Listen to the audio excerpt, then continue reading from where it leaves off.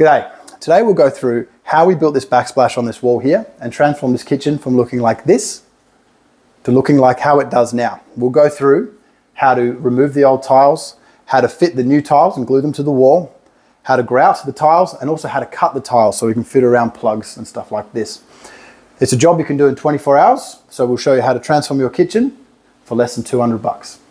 First things first, here's all the bits and pieces you're going to need. We got them all from Bunnings for 170 bucks. That's not including the Ryobi tool. We bought that separately and that was 99 bucks. That includes the tiles, the grout, the cement. We bought some sponges and buckets and some tooling to do the job. But for less than $200, you can get this all together. Okay, so I cut a piece of wood here to 900 mils so we could lay the tiles against it just to see exactly where we need to cut tiles. Luckily, we don't have to cut any on the vertical.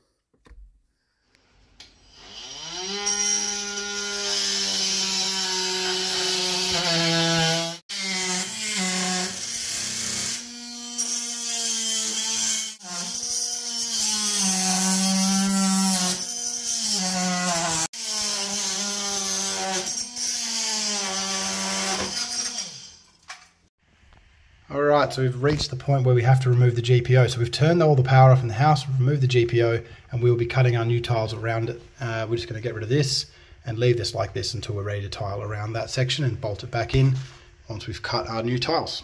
Same will go with the switch here. We'll have to tile around it. Alright, so we've measured up our tile. We're going to cut it in half because we're doing the subway tile. We're going to need halves all the way down the wall. We're going to cut it with this diamond cut angle grinding disc, it's a 5-inch. Now obviously a tile cutter is heaps better for this, but the diamond cutter disc has the advantage of being able to cut notches where you can, and it happens to be something that I do have, so we're going to do that. We're going to wear our dust masks, hearing protection. We've measured it, we're going to keep it wet because that's sort of the rules of these discs, and we're just going to cut them in half. We're going to do 3 tiles to give us 6 halves. It should be enough to do the whole length of the wall.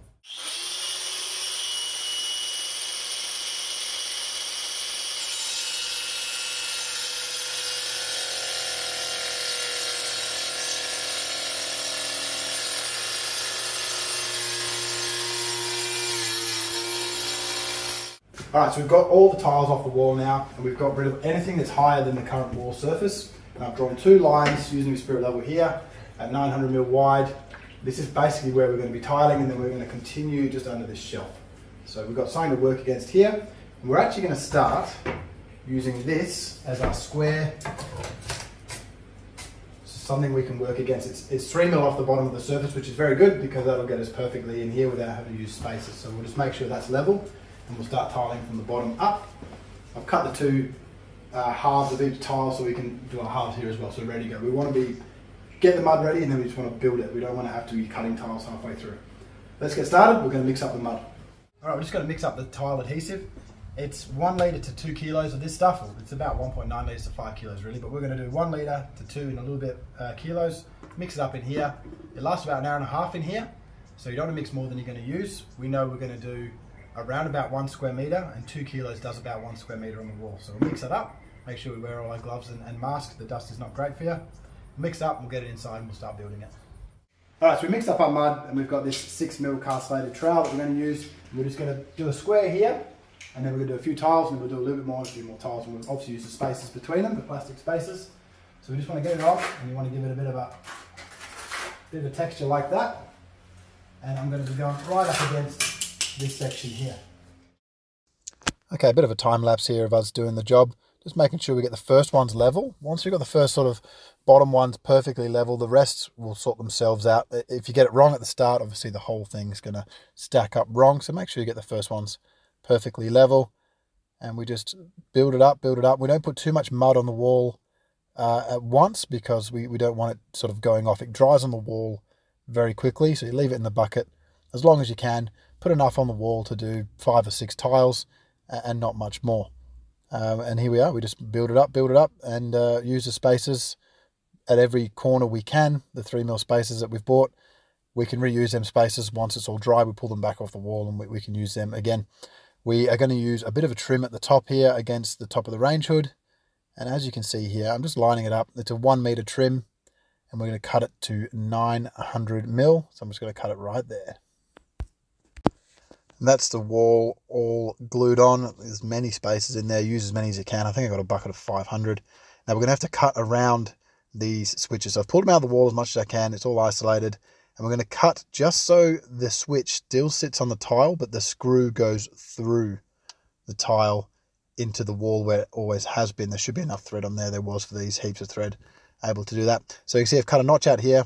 The fascia of the GPO switch sits on the tile and the screws go through that notch that I've cut in the tile. Pretty easy to do with that diamond disc we had.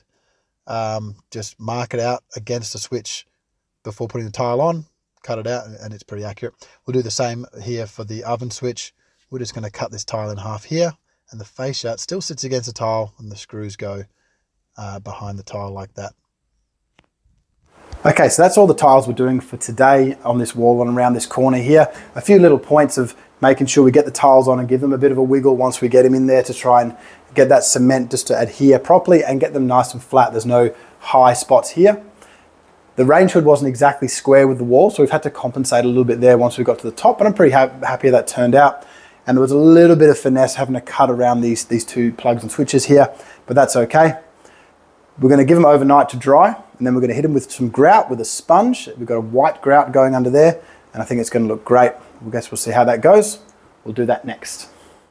All right, it's been 24 hours, so we're happy that this is all dry and ready to go. We've got some white grout here. Now this says it's good for 9 square meters, but that's with some fairly big tiles. We've got small tiles and 3 mil gaps, so this should be enough to do it. We're going to use half and see how we go. We're going to mix it with water, let it stand for 2 to 5 minutes. It should be about a toothpaste sort of consistency, and then we're going to apply it at 45 degrees with a sponge just to make sure it gets in all the gaps there. We've got a little bit of water here. In hot and dry conditions, they recommend just moisten up these channels a little bit with water, and that's what we're going to do. That's just water we've got in there. We've got our big sponge and a bucket. We'll get this all mixed up and we'll start applying it onto the wall here. All right, just another time lapse here of us pushing all the grout in. Like I said, just push it in at a 45-degree angle. I've put a bit in here just using my finger, just the hard little sections to get to around the switches and up near that range hood. It doesn't take long, just push it on. It does dry pretty quick, so you want to get it on sort of within half an hour. And then I've got a wet sponge here, so it's a clean sponge, it's just a little bit damp. Once the grout's dried a little bit, you can just wipe the tiles over and wipe your fingers sort of around the grout areas there to get that nice shape. And it actually comes up really nice. If you get it while the grout's still just drying, you can get a really nice finish to the grout.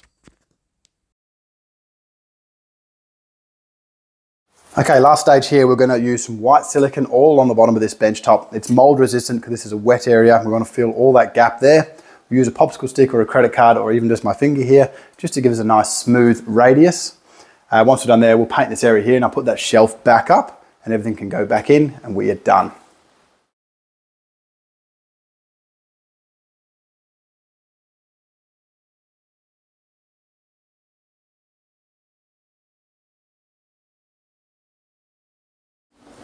Okay, so all the grout is now in. We've given it a little bit of time to dry, and then we've hit it with a wet sponge just to get rid of all the little bits of grout that sits on top of the tile.